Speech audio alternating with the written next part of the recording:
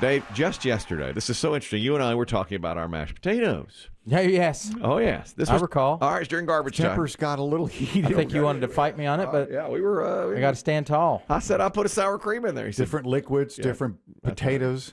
well, Pastes. Dave's a Yukon Gold man. I'm a russet man. And Dave, in fact, it got so heated, he vowed to start a podcast called Inside the Skin. All things potato. Everything potato, inside the skin. My first guest is your wife. Well, yeah. Well, she loves it, You Dave. guess who the second guest is going to be? Snoop. Snoop Dogg. Oh, is he a potato man? Snoop Dogg, yes. He's got 2 cookbooks. I didn't know this. Snoop Dogg has a cookbook called From Crook to Cook, and then another one called Goon with a Spoon. And in Goon with a Spoon, which is his latest, he details how he likes to make his mashed potatoes, and he puts a little Hennessy in his. I know. That's what he does. Hennessy. He puts the liqueur. He cooks it off so the alcohol goes down, and then he adds a little sweetness, a little flavor to his potatoes. Hennessy already has a little sweetness to it, Well, doesn't it, kind of? He says, I cook it down. You know how you do with an alcohol. Could you, either one of you, slip that into your family's mashed potatoes? And how would it go couldn't dare over? do I don't that. think I it'd wouldn't go do over. that. I don't think I No. like the way it tastes. I don't either. I'm not. No, that is way too beyond for you. I don't. Hennessy's sweet. I don't think I've ever had it straight. I've never had it. But I don't know Hennessy at all. The only thing, you know what I know about Hennessy is that one guy. Yes. In his car. One guy in his car. Threw up on a steering wheel. Yes, he was challenged to drink Hennessy. He didn't. He challenged He himself. challenged himself to drink Hennessy, And wanted to be recorded. and his friend was recording him. And here he is. Good. Good. Good. Good. That's when he had so much Hennessy that he told the guy, stop recording. That all started with him, again, making the challenge himself. Man, Louisville's on stretch, man. In the building, Fort Wayne, Indiana. We here, man. We made it, man. Brought my good necklace, brought my good earrings. We down here popping big bottles. Snoop just did a video and killed his whole thing. Well, listen to that. He's talking about Snoop. That is all about Snoop with Hennessy, and so that's what he's doing as well. If I do it. Damn, you done drunk half of it already. Nah, you ain't. I don't need no narrators. It's just me. They only supposed to hear you. I ain't gonna let him show me up.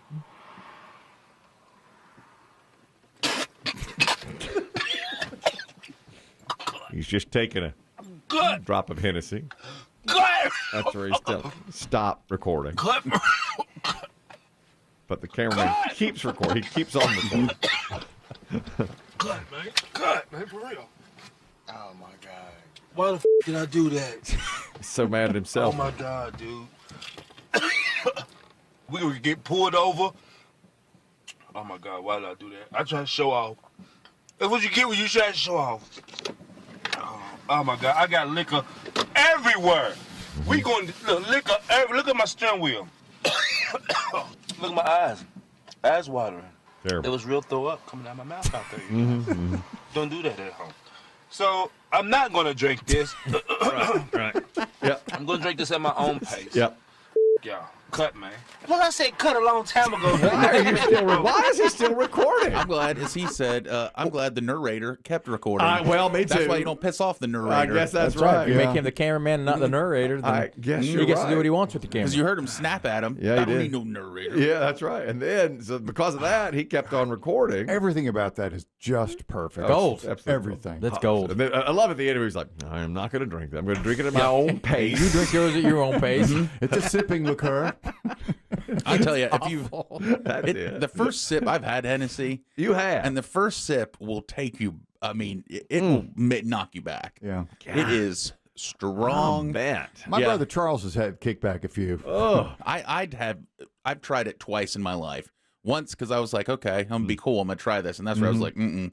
And then I tried it one more time, and after that, I was like, this is not for me. you know my speed. I didn't remember. I almost got flushed out of a fantasy football league when they did Irish car bombs. Yeah, and I just stood with my arms folded. So I'm not doing that. Those are easy to drink. I don't Yeah, know they go anything down about smooth. That's I don't chocolate know milk. I don't know anything about that. I know they said Irish car bombs for everybody. I said, first of all, I don't like the connotation of the name. Okay. Irish It car brings bombs. up the troubles. It's too terroristic in my Yeah. mind. I'm not going to do that. I don't know what they are. Everybody, I said, give me a Michelob Ultra, please. Yes. And everybody's like, do you have any wine coolers? They were all, and even the waitress was like, who chickened out and is doing a Michelob Ultra? And they made me stand in the corner and drink it. And I said, by golly, this is just not right. That's up in Indianapolis. Remember that? I was just showing Car bomb. Not far from Fort Wayne. Ultra. That's Fort Wayne. That's right. I learned my lesson. How small is the town I learned about these two guys were in? Fort Wayne, that Indiana. they were big time in Fort Wayne. In Fort Wayne, we big time. Good chain, good Good earrings. chain, good earrings. You know, and I took that Mick Ultra right to the head, and I said, I'm not going to drink this. I'm going to do it at my own pace. That's how I do it. Fox Sports and Amazon Prime host Carissa Thompson used to be a sideline reporter for NFL games. Now she's pregame. When you watch the Thursday night game, she's there. Carissa She's there, Thompson. and then she hosts the pregame before Yes. the pregame show with Terry Bradshaw and those Yeah, guys. So it's an she's- hour show before that. She was on a podcast, so as Chris Demm has said, take Dismiss. take it for what it's worth. She said it a few times, but she said, let me say again here. I've said this a couple of times, so I'll repeat it here. So far, I haven't been fired, so I'll just say it again. Many times when I was a sideline reporter, I would make up the report. Going into halftime or coming out of halftime, a coach was supposed to stop by and have a few words with me. Oftentimes, they'd brush right by me and not say a thing, but the play-by-play man would send it down to me on the sideline, and I would make up a few things that the coach had said. Never anything more than, we've got to tighten up on defense. We've got to make sure we get off the field on third downs. We've got to play harder. You know, stuff like that. And she said, so if they're coming to me, I don't want to say, well, he didn't talk to me. So I would make it up. Now, they've removed that audio, by the way, after she said it. Really? They took it down. I wasn't all that surprised by it. No. I mean, as a guy who's made up stuff, Yeah. I was okay with it. On the daily. I didn't mind it so And much. it is always generic like that. Mhm. Oh, the defense really Yeah. has to step it up. Yeah. So if she's just watching the game Yeah. and the score's 21-3, Mm-hmm. Well, right there. Yeah. Look, there are two different takeaways from this. One, I mean, obviously, yeah, sideline reporters, they're not 100% necessary for the game, but they're there. Right. So if she's literally lying and said, Coach Johnson told me that we need to control the turnover battle, then it's fireable offense. Yeah. The other side is she's probably just exaggerating a story because it's on a podcast. That's what people, they just BS on podcasts. She said, I think now because it's getting so much traction now. I think she said it first 15 years ago. she did. I think what's going to happen now is she will have to address it Sunday. Oh, you think so? I do, because now it's whipped up into a frenzy. Everyone will hear about it way faster. Yeah. Because of social media. She'll address it. Was it Thursday night that she hosts, or is she on Sunday? She was on last night. Yeah. Probably. So this is coming out, and her whole thing was, I never thought any coach would get mad if I made something up that's so generic, like, we need to stop hurting ourselves, we need to do better on third down, we need to stop turning the ball over, do a better job of getting off the field on third down. Back up to you in the booth. She never thought that was that big. Yeah, but I don't think you should put words in people's mouths if you say, Coach Doe said. Well, they said you spoke with Coach, Belichick. What did he have to say? And she would say it just like that.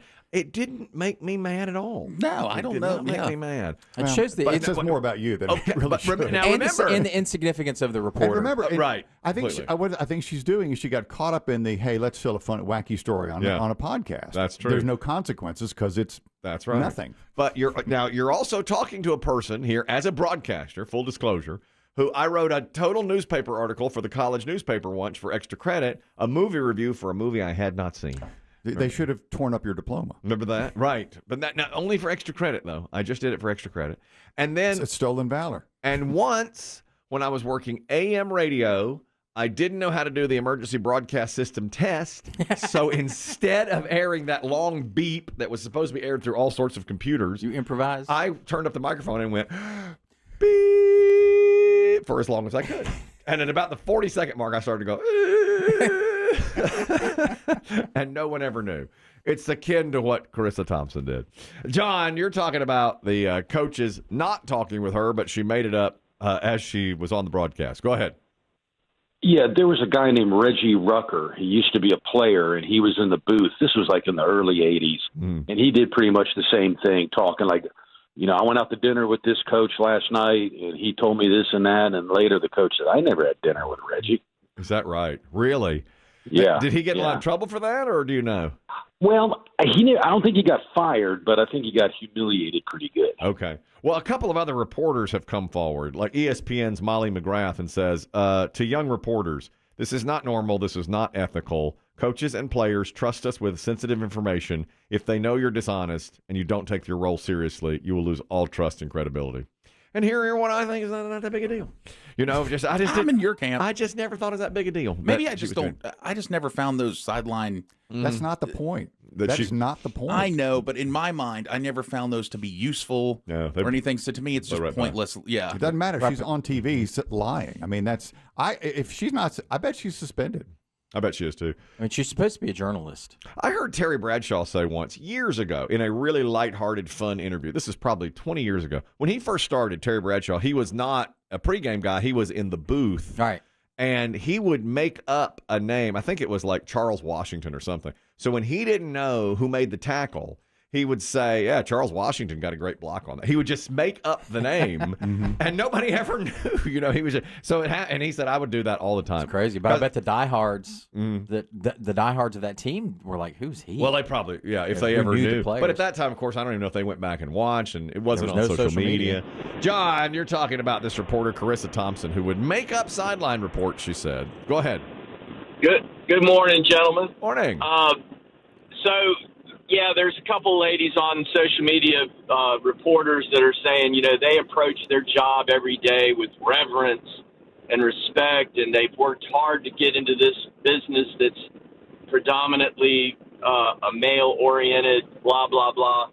So they're really pissed at her. Yeah, they are. They think she has just very much disrespected the job. Correct. By doing this. I think, set them back. Yeah. I think Chris Demm may be right. She might wind up with a suspension over this. It reminds me a little bit of Brian Williams, who lost his job as the host of NBC's Evening News because he told a story that embellished it. It wasn't quite true, Yeah, and that position is sideline reporter. And where did he do it? On a talk show. On the talk he show. was trying to be cool with Letterman. With Dave Letterman. I think she's trying to be cool with whatever podcast. But she could have worded it differently. I mean, if she'd have said, I didn't get to talk to Coach Johnson when he came out, but I bet he would say that they need to do this, this, and this. Nobody would have batted an eye. And she brought this on herself. Yeah. She never had to say this.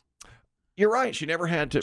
She's the one who said it. She's on it. This podcast, which I look at a time or two. The podcast it's with Aaron Andrews. It's called Pardon My Take with Aaron Andrews. That's right. You look at that from time to time? Well, Pardon My Take is on Barstool. Oh, that's what she's No, on. it's something else, but she does it with Aaron Andrews, and I think she did it she mentioned it again on there. She's told the story multiple times. Yeah. And she started this one by saying, well, I haven't been fired for it yet, so I'll just tell this again. And she said, I do believe she did that. I mean, I don't think she's just making it up. I think she did. Those sideline reporter positions hang on a thread because they're not necessary, as Biggie says, and that's not the point. But the point is that now they're really not necessary if you're going to sit there and make up. Well, right. And when the coach just breezes by you and doesn't give you the interview, I guess what she should say is just what you just said. I wasn't able to speak with Coach Belichick. He walked by me quickly. And you could say, obviously, he's upset with, he may be upset with the way they played in that third down. Mark, you're talking about the reporter who says she made up sideline reports and has for years. Go ahead.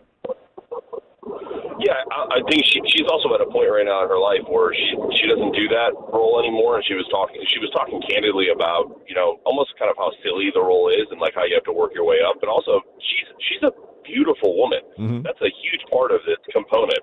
There are women out there who probably feel as if she has not earned what she has right now, which is a huge gig for Prime, where she kind of leads the telecast, pre and post. So I think that's a huge part of this, is that people are jealous that she has this position where what's her annual salary? Probably like $10 million from Prime. I mean, she's a huge host. She has her own podcast. Yeah, I'm sure she's doing well. I'd be shocked if it was that high. I don't think it's that high, but she does well. I'm sure she's in the millions. Well. And she is the lead host for the pregame on Amazon Prime, which has deep pockets. Mm-hmm. Maybe, Mark. Maybe so. Maybe they don't think now, especially that she's earned that right because she did do this. She should have. Thank you, Mark. She should have kept her mouth shut. She never should have told that story. Yeah, I mean, you bring this and you shoot yourself in the foot. But then again, I mean, I'm telling stories about writing a review for a movie that I didn't see. That's college, What movie was it? Nightmare on Elm Street 3. I did, and I thought this is going to be terrible. Please don't tweet any support for her after admitting that. Yeah, see, it carries no weight now. So you could have kept your mouth shut. lied too. I lied about seeing Nightmare on Elm Street. I did. 3. I did. And Hashtag free Carissa. it was it was late in the year. She's going to suspend herself. And I needed extra credit in some writing class. And to get extra credit, you could write a movie review for the college paper. But it was almost exam time, so I was cramming. And I didn't have time to go see the movie. And I thought, I'll bet you. And there was no internet. But I thought, I'll bet you I can just sort of piece together 250 words on this movie. Because I sort of know what it's going to be about. It's not going to be good. I went to the theater and looked at the poster. And, That's all you had. And then jotted down some notes. And then it was such fluff. And they printed it. I do feel bad about that. Maybe I should go back. You should write a review for something else. Should write a review for that movie. Or write about honor. Write about honor and how I stole it way back in the early 90s. Ouch. I don't even think you could write the word honor without your. Or you think the paper would catch fire? Yeah. That was Carissa. You want I'll us think to the print a pen story would- about honor, and about you want us to honor. print it? That's right. You're And that, nuts. And the same thing for the now on the radio. In the radio station, when I had to make the beep sound, I had to do that because That's law. That's law. And everybody left for lunch. They told me that I wouldn't have to ever worry about that. And they showed me how to do it. And they said, don't worry, you're only working weekends. Chris Demm knows this. Way back in the day, you had to make the There's tones. like 8 switches you had to hit in the proper order. Yes. It's like launching missiles. Exactly. And I was 16 years old working at an AM station. And they showed me how to do this, but said, you'll never have to do this. But I'm going to tell you just in case because you're only working weekends. And this comes during the day, the weekday. And so I'm in running the shift. They call me in because somebody got sick to do middays, and it's about noon, and everybody in the office was at lunch. And between noon and 1, it comes up on our log, you must do this. I said, oh, my God. I couldn't remember. I tried how to do it. Amazing. And I couldn't, and You had nobody... to stop the Bellamy Brothers song right in its tracks. Yeah, and nobody caught it. Nobody heard it, or if they did, they didn't say anything about it. Mm-hmm. I don't think that's as bad as my newspaper review that was stolen. You know that How I scared would you have been if you'd done that alert system thing and then a whole pasture of planes flew Oh, over? I know. With Cuban markings. Can you or imagine? Russian MiGs. Good God. And here I was. Now what do you do? The thin line between What button do you hit our now? safety. I gotta call Appalachian State University and make this right. Make it right. Make it right. Just like Carissa's going to. You could go up there and do a symposium on ethics and morals. Right. I don't really know what either are. You know what? Be really honest about it. Make it up. Yeah, just make it up as I go. Oh man, I'm in the same boat with Carissa Thompson. She's Except for the 10 mil. yeah, and the talent and the looks. That's what she's got that I don't.